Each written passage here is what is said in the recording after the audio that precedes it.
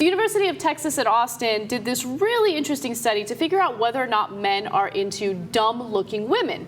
Now, their argument is that evolution speaks for itself, right? And biology speaks for itself. Men are looking to spread their seed, and it's easier to have, sex with a woman who isn't necessarily smart enough to think about the consequences of having sex with a man who's not going to commit to you, right? I love that.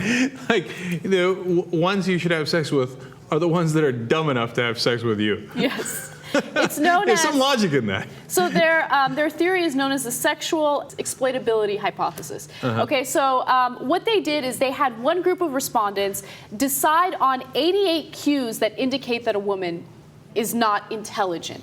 Oh, this is awesome. Okay. All right, so some of those cues included like women rubbing their areolas. What?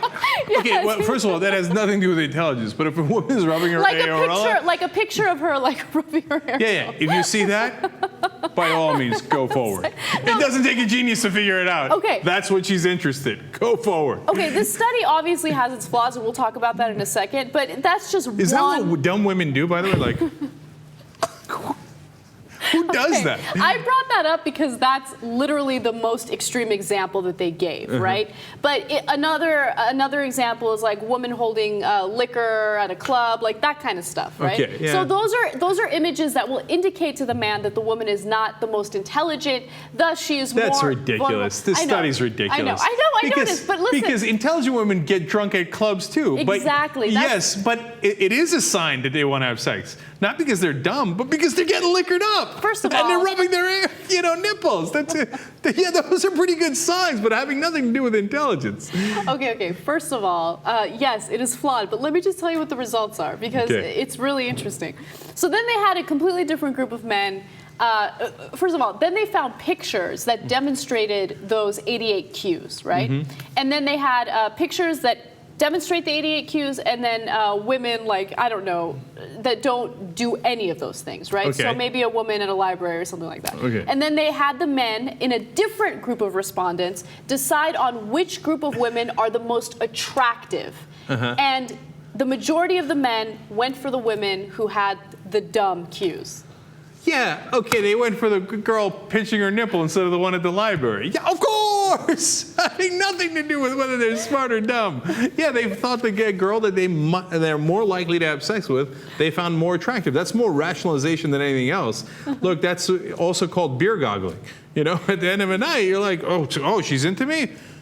Yeah, she's totally hot, man. She's totally hot. Okay, so according to the study, pictures of the dim-witted or immature-seeming women, for example, or women who look sleepy or intoxicated did seem to have an effect. Not surprisingly, men rated them as being easy to bed.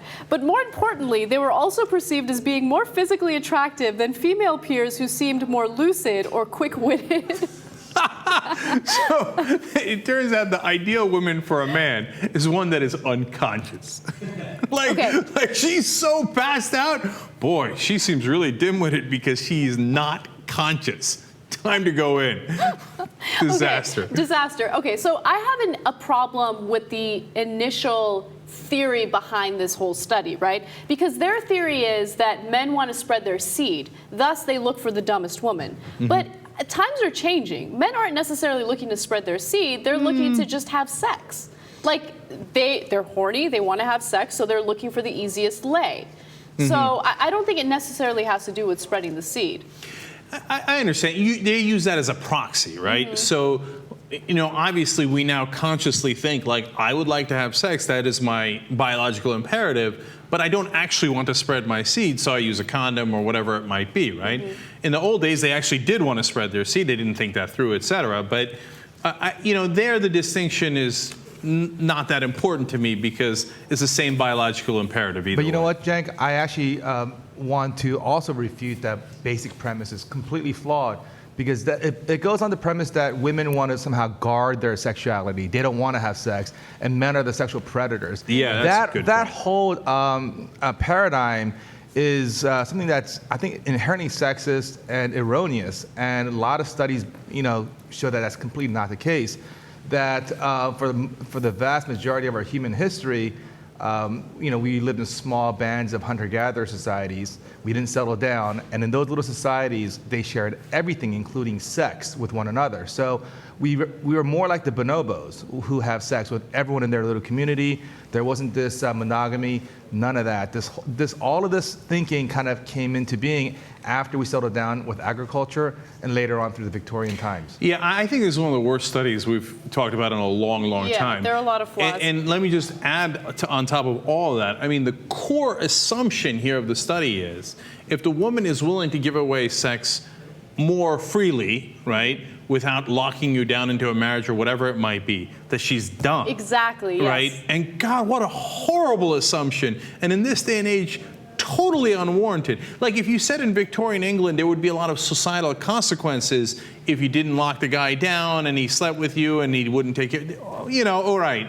You could make an argument even though it wouldn't be a biological argument, right? Now you don't even have that. So it's the most antiquated, weird, unscientific study I've ever seen.